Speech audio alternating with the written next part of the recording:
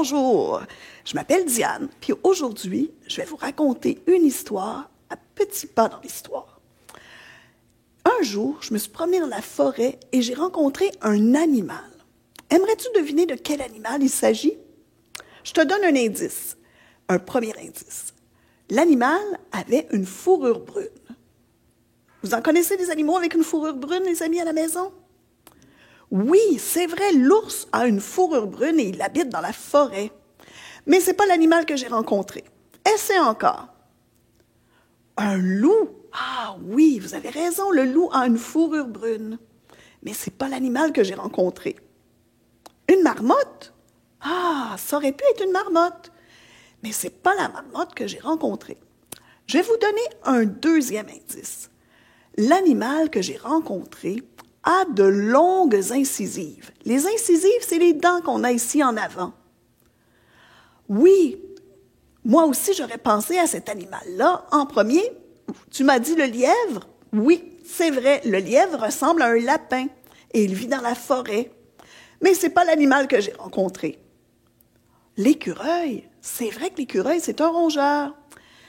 Ce n'est pas non plus l'animal que j'ai rencontré. Je vais te donner un dernier indice pour t'aider. L'animal que j'ai rencontré a une queue aplatie. Oui, je pense que vous l'avez deviné. Je vais vous le présenter. L'animal que j'ai rencontré, eh oui, c'est Monsieur le Castor. Vous avez bien deviné. Monsieur Castor a une fourrure brune, a de longues incisives et il a une queue aplatie. Alors, Castor, tu veux dire bonjour aux amis? Pour bien l'accueillir, que diriez-vous si on lui chantait une petite chanson? Vous êtes prêts? Fourrure brune, queue aplatie, longues incisives, le castor, le castor. Maintenant que vous connaissez bien la chanson, on la reprend ensemble. Fourrure brune, queue aplatie, longues incisives, le castor, le castor. Castor, est-ce que tu savais que toi, là, tu es important pour nous? Je vais vous expliquer pourquoi. Mais avant, laissez-moi vous parler de sa fourrure. Castor a une fourrure spéciale. Il a une fourrure imperméable. Oui, tu as bien entendu, imperméable. Parce qu'il aime beaucoup nager. Toi, quand tu es sous la pluie, qu'est-ce que tu mets pour te protéger? Ah oui, tu mets un manteau avec un capuchon. C'est vrai. Est-ce que tu portes autre chose? Ah, tu portes des bottes en caoutchouc dans tes pieds. C'est vrai. Il y en a même certains, j'entends, qui portent un parapluie. Mais Monsieur le Castor, il n'a pas besoin de tout ça. Le Castor a sa peau, sa fourrure imperméable qui le protège. Alors, quand il va nager, même s'il est mouillé, ça ne lui prend pas de temps et il sèche rapidement. Et il y a un homme qui est venu ici à Montréal il y a très longtemps. Vos parents ne l'ont pas connu. Vos grands-parents ne l'ont pas connu. Vos arrière-grands-parents ne l'ont pas connu non plus, tellement que ça fait longtemps qu'il est venu à Montréal. Ce monsieur-là, il s'appelait Joseph Frobisher. Et M. Frobisher venait d'un pays qui s'appelle l'Angleterre. Il est venu ici en bateau, parce que dans ce temps-là, il n'y avait pas d'avion. Et il a rencontré M. le Castor. Il a trouvé sa fourrure magnifique. Quand il l'a rencontré, il l'a appelé Beaver. Es-tu capable de le dire? Beaver. Bravo! Monsieur Frobisher, comme il parlait anglais, il l'a appelé Beaver. Et comme il avait une très belle fourrure, Monsieur Frobisher a réfléchi, il s'est dit, moi là, je pense que si je pouvais avoir beaucoup de fourrures de castor, je pourrais les envoyer en Europe, en Angleterre, pour qu'ils puissent faire des chapeaux. Alors, il a fondé une compagnie dans sa compagnie, il y avait des voyageurs. Des voyageurs, c'est des personnes qui allaient rencontrer les Autochtones et avec qui ils échangeaient les fourrures de castor. Je vais vous montrer à quoi ressemble la fourrure. Tiens, assieds-toi ici, Castor. Ça, c'est une fourrure de castor comme M. Frobisher les aimait. Alors, on peut voir sa belle fourrure brune qui est très, très douce. Et de l'autre côté, on peut voir, c'est une feutrine. Alors, M. Frobisher, lui, aimait beaucoup quand il enlevait tout le poil pour ne garder que la feutrine. Et c'est avec ça qu'il fabriquait des chapeaux. Il les échangeait avec les Autochtones. Parfois, il les échangeait, il leur donnait une casserole ou un miroir. Et les Autochtones qui chassaient, qui trappaient le castor étaient capables d'en apporter beaucoup. M. Frobisher, grâce à M. le Castor, est devenu très riche. Il s'est construit une grande maison sur une rue qu'on appelle, sais-tu comment, Castor? On l'appelle Beaver Hall. Vous vous souvenez que M. Frobisher l'appelait Beaver. Aujourd'hui encore, si tu te promènes à Montréal, tu peux marcher sur cette rue-là. Et c'est la rue de M. le Castor. Les Autochtones, eux, n'appelaient pas le castor castor. Ils ne l'appelaient pas Beaver, ils l'appelaient Tsutai. Tu peux le dire avec moi? Tsutai. Alors, Castor, tu portais plusieurs noms. Et moi, je vous ai parlé des chapeaux. Bien, les chapeaux là, sont devenus tellement populaires en Europe que tout le monde voulait avoir son chapeau de castor. Mais oui, je vais vous montrer à quoi il ressemblait. Voici à quoi ressemblaient les chapeaux. Il y en avait pour tous les goûts. Il y en avait un avec un petit pompon. Il y avait des chapeaux haute forme. Il y avait même des petits chapeaux où on gardait un petit peu de fourrure de castor. Lequel préfères-tu? Ah, c'est difficile de choisir, je t'avoue. Et là, les personnes en Europe voulaient tous un chapeau de castor. Alors, M. Frobisher, il en a vendu beaucoup, beaucoup, beaucoup de peaux. Castor, tu es tellement important que la ville de Montréal, la ville où on habite, a décidé de mettre ton image sur ses armoiries. Les armoiries, ce sont une image avec beaucoup de symboles. Laissez-moi vous montrer les armoiries de la ville de Montréal.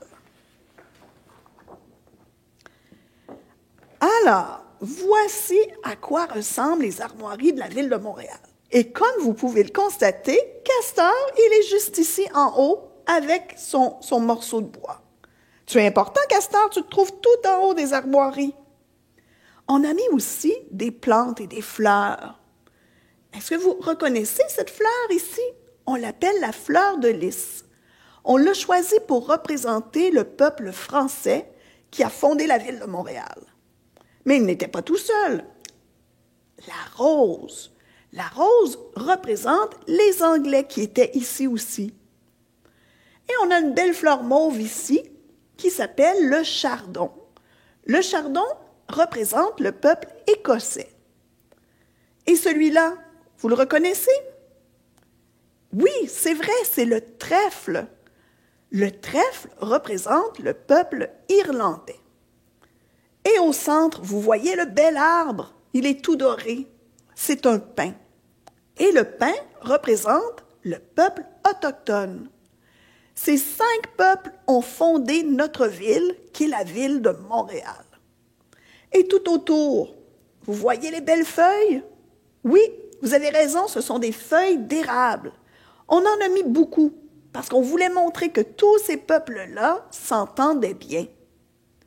Alors, Castor, tu vois, tu es tellement important, il y a une rue qui porte ton nom, et tu te retrouves aussi sur les armoiries de la ville de Montréal. Ah, tu savais pas ça? Mais Castor, tu veux me dire quelque chose? Ah, oui, Castor vient de me dire qu'il aimerait ne plus avoir d'incisives. À la place de ces incisives, il aimerait avoir un bec d'oiseau. Qu'est-ce que vous en pensez, un castor avec un bec d'oiseau? Est-ce que c'est une bonne idée? Castor, on va te montrer que tes incisives, elles sont importantes. Savez-vous à quoi servent les longues dents du castor? Ah, j'entends un ami là-bas qui me dit la réponse. C'est vrai, avec tes longues dents castor, tu peux couper des branches et même des arbres. Oui, oui, des arbres. Alors, les incisives sont importantes. Et l'hiver, quand il n'y a plus beaucoup de nourriture, tu aimes ça gruger l'écorce des arbres pour te nourrir. Avec un bec d'oiseau, tu ne pourrais pas faire ça. Ça te prend tes incisives. Je vais vous montrer la maison du castor, qu'on appelle la hutte. Alors, le castor, voyez-vous, il construit sa hutte au bord de l'eau. Vous pouvez voir toutes les branches d'arbres qu'il a utilisées pour la construire. Et comme c'est un bon nageur, le castor a construit des tunnels. Il plonge pour prendre le tunnel et pour se rendre jusqu'à sa hutte. Comme ça, il est à l'abri, il est en sécurité. Les autres animaux ne viennent pas le déranger. On voit ici des petits castors qui transportent des branches d'arbres. On voit ici un beau castor tout dodu dans sa maison, qui est bien au sec. On voit un castor ici qui vient lui rendre visite. Alors, tu vois, castor, tu as besoin de tes incisives pour construire ta hutte.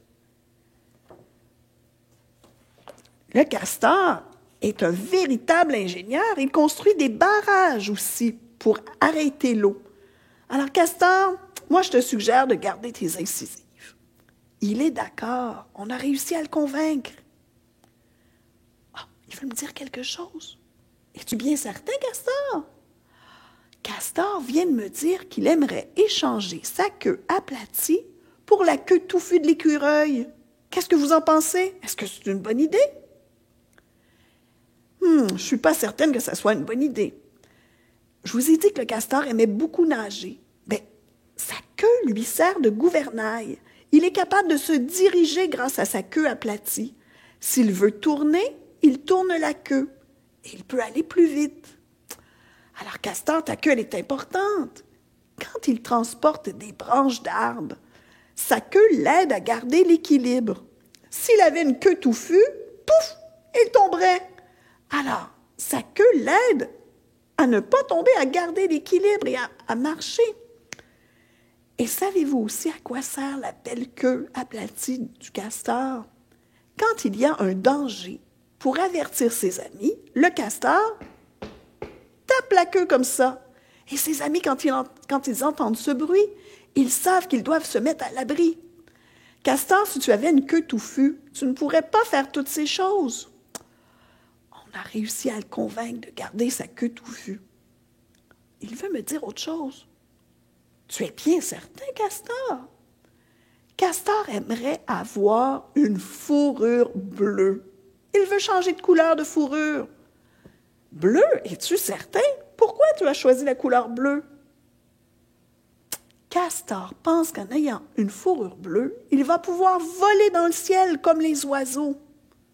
Pensez-vous qu'il pourrait le faire? Castor, les amis ont raison. Tu ne pourrais pas voler dans le ciel si tu avais une fourrure bleue. Ça prend des plumes, comme les oiseaux.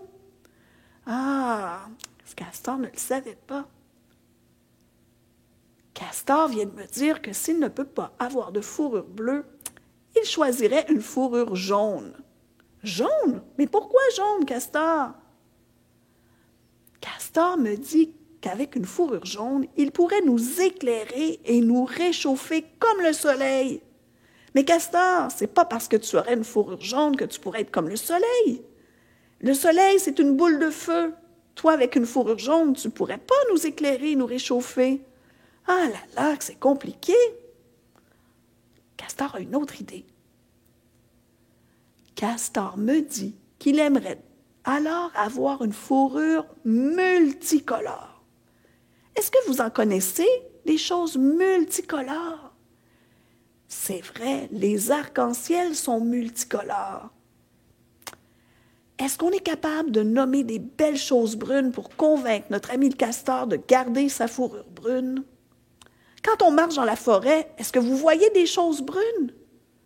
Ah oui, le tronc des arbres, Le tronc des arbres est brun et les arbres sont beaux. Oui, c'est vrai. Et il y a aussi des cocottes qu'on retrouve par terre qui sont brunes. Et même le sol sur lequel nous marchons, il est brun. Et je suis sûre que quand tu es à la maison et que tu fais des beaux dessins, tu utilises parfois la couleur brune aussi. Oui, c'est vrai, quand tu dessines une maison, quand tu dessines une table ou une porte, tu vois, Castor, la couleur brune, elle est importante, ta fourrure, elle est parfaite comme elle est.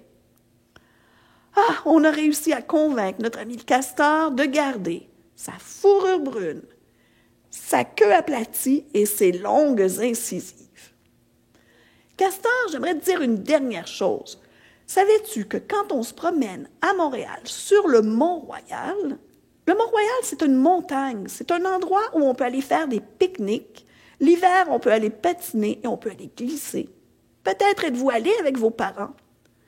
Bien, sur le Mont-Royal, Castor, il y a un lac qu'on appelle justement le lac des castors. Mais si vous y allez, vous ne verrez pas de castor, il n'y en a pas. Mais c'est pour se rappeler que le castor a été très important dans la fondation de notre ville, dans la fondation de Montréal. Alors, Castor, tu le vois, tu es un animal important pour nous. Pour lui dire au revoir, on va lui chanter une dernière fois sa chanson. Vous êtes prêts? Fourrure brune, queue aplatie, longues incisives, le castor, le castor. Au revoir les amis, à bientôt.